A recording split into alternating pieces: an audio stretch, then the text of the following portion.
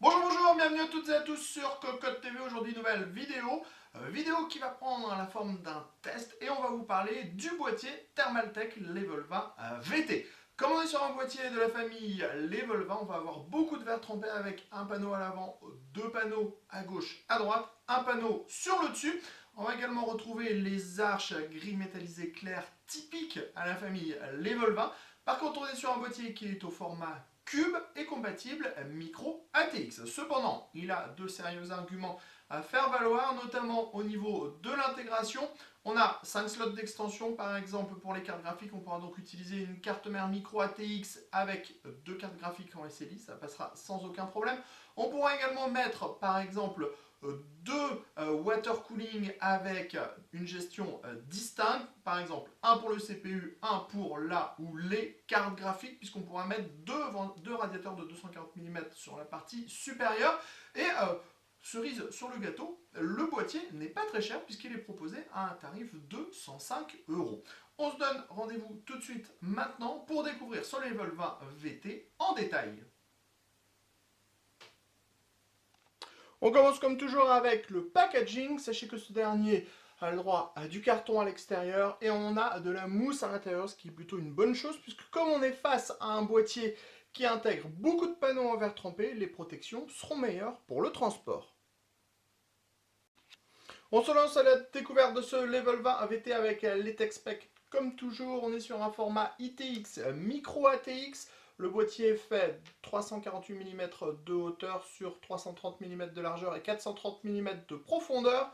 Au niveau du poids, on est sur 8,6 kg. On commence tout d'abord par la face avant. Tout au-dessus de la face avant, on va retrouver les ports additionnels. Nous allons y revenir un peu plus tard. Ensuite, on va avoir un premier panneau en verre trempé avec des entrées d'air derrière. Le tout sera filtré via un mesh en acier. On va voir les deux montants en gris à droite et à gauche qui imitent l'aluminium. Enfin, dans la partie basse, on va retrouver le petit logo Thermaltake.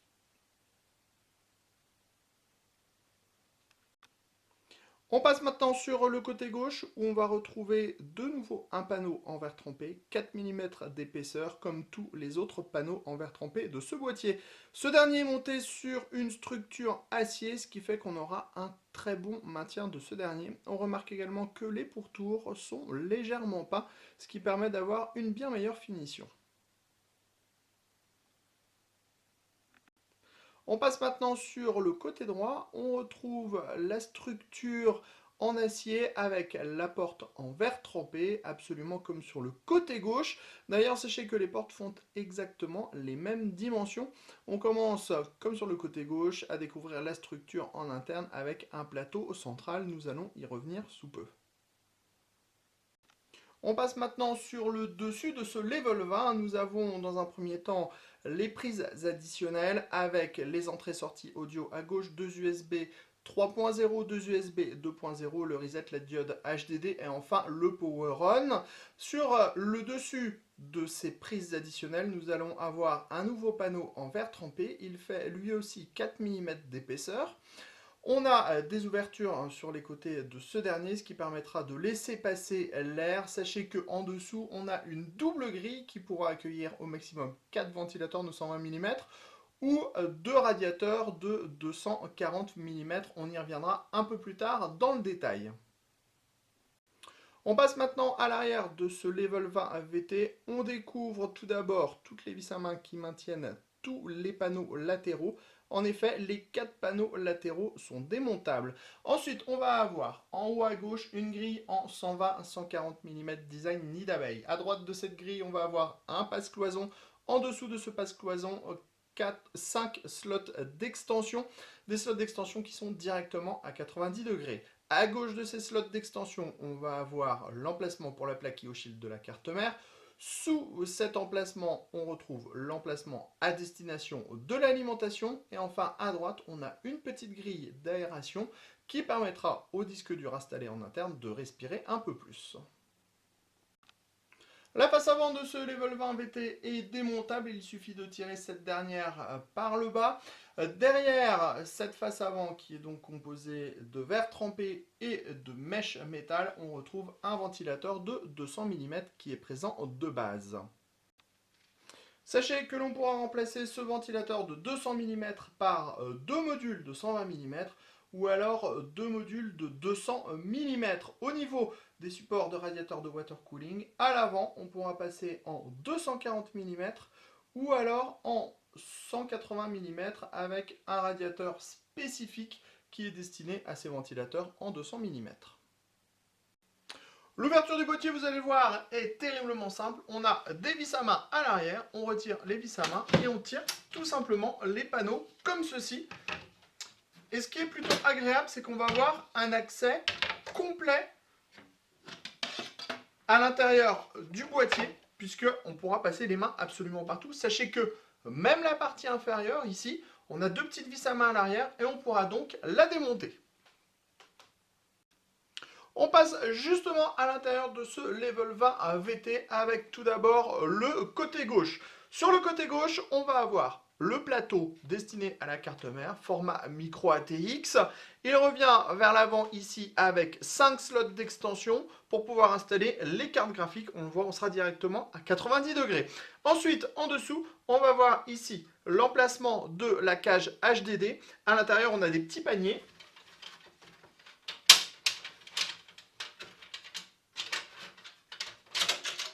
Des petits paniers qui se démontent facilement, qui sont compatibles 3,5 pouces, 2,5 pouces. On en trouve donc 3. Et sachez que la cage HDD, si vous n'en avez pas besoin, vous pourrez la démonter. Sur le côté droit maintenant, on retrouve de nouveau le plateau. Sous cet emplacement, on a l'accès backplate. Donc comme on peut démonter la partie inférieure, on pourra installer la carte mère et venir installer le ventirail de CPU après ou le système de water cooling après. Ça ne posera aucun problème. Enfin ici, on a trois petits paniers qui sont des paniers SSD qui sont donc compatibles uniquement 2,5 pouces et le chargement et le montage se fait sans vis. Sachez que les petits paniers sont amovibles. Il suffit de les prendre comme ça, on peut les démonter et on pourra aussi, si on le désire, en fait, les faire bouger de place, par exemple, rapprocher les trois paniers l'un de l'autre. On passe maintenant sur le dessus du Level 20 VT et on le remarque, on a deux platines qui sont composées en fait de 4 rails. Ces rails sont démontables et on pourra, si on le désire, les déplacer sur le côté, par exemple, puisqu'on a les petites encoches ici et là qui permettent le montage. Ces 4 rails sont compatibles avec le water cooling et les ventilateurs. Au niveau du water cooling, on pourra mettre deux radiateurs de 240 mm maximum l'un à côté de l'autre. Vous voyez, en interne, on pourra en mettre un premier ici, un second là, pour pouvoir faire deux boucles. Après, au niveau des radiateurs de water cooling en 280 mm, on n'aura pas la même possibilité puisque au niveau des rails, on est un peu bloqué, vous voyez. Au maximum, on peut vraiment mettre du 120 mm, on voit les trous d'attache. Alors, si vous voulez mettre du 280 mm, cela reste possible, mais vous devrez mettre un seul radiateur et décaler un petit peu les platines. Donc cela reste possible, mais ce n'est pas la meilleure vocation de ce boîtier. 2 fois 240 mm, c'est déjà très très bien. Ensuite, au niveau des ventilateurs, on pourra mettre 220 mm ou deux ventilateurs de 140 mm maximum. Donc pareil de ce côté-là et pareil ici. La première chose que nous avons montée à l'intérieur du boîtier est l'alimentation. Pour cela, nous avons démonté la partie inférieure du boîtier qui est maintenue avec deux vis à main. Sachez que vous pourrez mettre des alimentations qui font jusqu'à 200 mm de profondeur.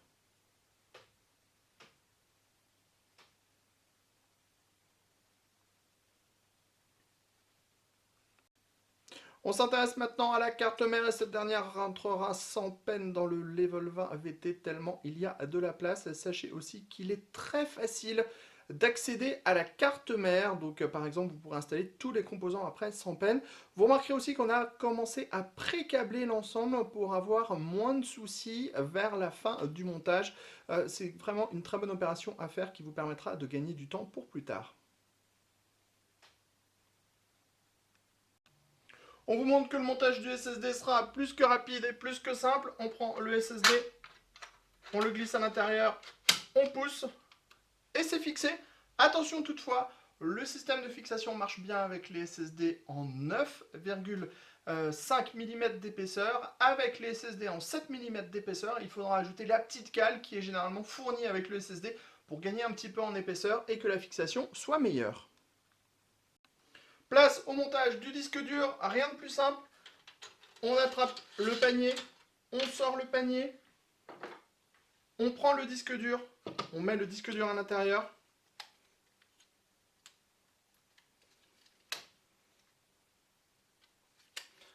On vient ensuite clipser le panier autour du disque dur, vous voyez c'est fixé. On prend le disque dur, on le remet dans son emplacement dans la cage, on entend le clic, ça veut dire que le disque dur est monté. Place à la carte graphique maintenant, on retire le cache à l'arrière, comme ceci, on démonte les deux slots.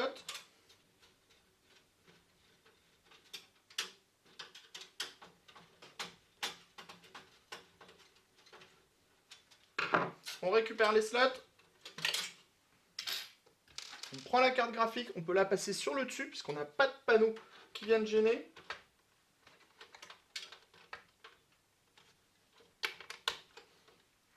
On enfonce la carte graphique, on reprend les vis.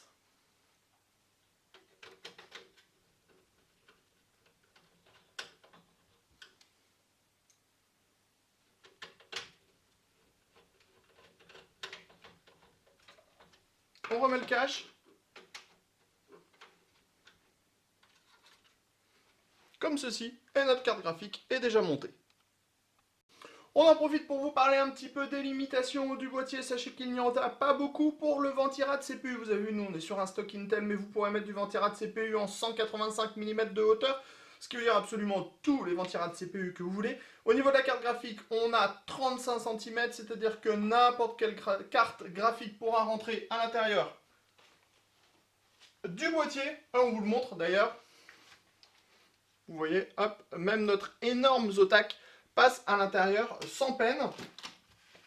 Ensuite, au niveau de l'alimentation, on l'a dit, c'est 200 mm maximum. Vous pourrez installer 3 disques durs dans la cage, 3 SSD dans les petits paniers, ou alors 6 SSD si vous décidez de mettre que des SSD dans les paniers. Sachez qu'on a aussi 5 slots d'extension, ce qui veut dire qu'avec une carte mère qui propose du SLI, sur du micro ATX, vous pourrez sans peine mettre les deux cartes avec deux cartes graphiques qui occupent 2 slots. Et ça, c'est plutôt une bonne chose pour se faire de la bonne grosse config dans un boîtier qui prend un petit peu moins de place. Reste donc maintenant le câblage qui donnera à peu près ceci.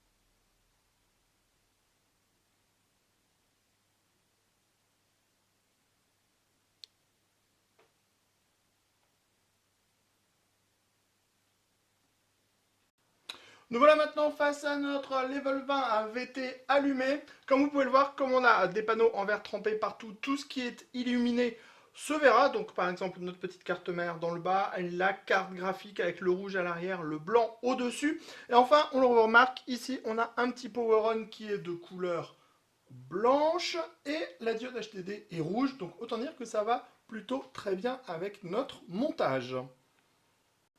Parlons maintenant un petit peu du ventilateur de 200 mm qui est présent à l'avant du boîtier. Sachez qu'en 5 volts, ce dernier est inaudible. On est à 31,6 dB dans la pièce, c'est-à-dire le même niveau sonore que quand on n'a rien qui est allumé dans la dite pièce. Une fois le ventilateur en 12 volts, on passe à 36 dBA, une valeur qui est plutôt bonne, qui dit que le boîtier sera supportable pour une grande majorité des gens, même avec ce ventilateur en 12 volts. L'avantage de ce gros ventilateur en 12 volts qui est placé à l'avant du boîtier, c'est qu'il va distribuer une grosse partie de l'air frais directement pris à l'avant, donc où il est le plus frais, à l'intérieur de tout le boîtier et directement en direction des disques durs, puisqu'on a un très large flux, de la carte graphique, de la carte mère, et même le ventirad CPU va pouvoir en profiter. Ce qui fait que ce Level 20 VT est plutôt un bon boîtier pour le refroidissement, avec pourtant un seul et unique ventilateur. Mais unique ventilateur qui se montre silencieux et suffisant pour ce type de configuration. Attention, on parle d'une configuration avec un ventirad CPU qui est de type actif. Nous voilà donc au terme de cette vidéo à propos du Level 20 AVT par Thermaltake et comme vous pouvez le voir, on a décidé de lui décerner un cocotte d'or. Pourquoi? Tout simplement car d'abord nous sommes face à un boîtier micro ATX qui propose beaucoup de place, beaucoup de panneaux en verre trempé et on est sur un tarif qui est juste au-dessus des 100 € et ça déjà c'est un très bon point. Comme vous l'avez vu pendant le montage, il est très simple de s'organiser à l'intérieur du boîtier puisqu'on peut ouvrir tous les panneaux et ça aussi c'est un autre très bon point. Vous l'avez vu, pour mettre la carte graphique on peut passer par le dessus et c'est vraiment très pratique. Ensuite, on a beaucoup de place en interne, c'est-à-dire que vous pourrez vraiment blinder le boîtier de ventilateur ou alors de water cooling. Le stockage n'est pas oublié, on peut mettre 3 disques durs, 3 SSD et même si vous décidiez d'utiliser le boîtier juste comme ça, comme il est livré d'origine, on a un ventilateur de 200 mm qui fait le travail, qui sait se montrer très silencieux tout en apportant de l'air frais et qui, quand il est à son maximum en 12 volts, permet de refroidir une configuration avec ventirad actif sans aucun problème. On l'a vu, on peut également mettre des très grosses cartes graphiques, c'est-à-dire que même si vous prenez la carte graphique la plus énorme du marché qui existe actuellement, vous pourrez l'insérer à l'intérieur de ce Level 20 VT. Enfin, autre point qui est très intéressant, deux autres points. Le premier, ce sont les 5 slots d'extension, c'est-à-dire que si vous avez une carte mère micro ATX avec les 2 slots PCI Express comme ceci, vous pourrez mettre une carte de slot, avoir l'espace et avoir une nouvelle carte de slot et ça logera sans problème, ça ne viendra pas buter sur le côté du boîtier à condition d'utiliser des cartes graphiques en 2 slots, voire en 2,5. Et enfin, l'autre point, le boîtier est assez modulable, c'est-à-dire que si par exemple vous voulez utiliser vos rails pour les radiateurs de water cooling sur le côté droit, eh bien, vous les démontez, vous les installez sur le côté droit et vous pouvez mettre les 2 radiateurs l'un au-dessus de l'autre, par exemple comme ceci. C'est plutôt très intéressant puisqu'on a aussi la possibilité de mettre du radiateur de water cooling à l'avant du boîtier. Donc, comme on vous le disait, cocotte d'or pour ce Level 20 VT. Et sur ce, on se donne rendez-vous très prochainement sur cocotland.com pour les news hardware, les tests hardware et aussi nos vidéos hardware et sur Cocotte TV pour tout ce qui est vidéo. Sur ce, on vous dit à très bientôt. Pensez à nous mettre des petits pouces, ça nous aidera et on vous dit au revoir.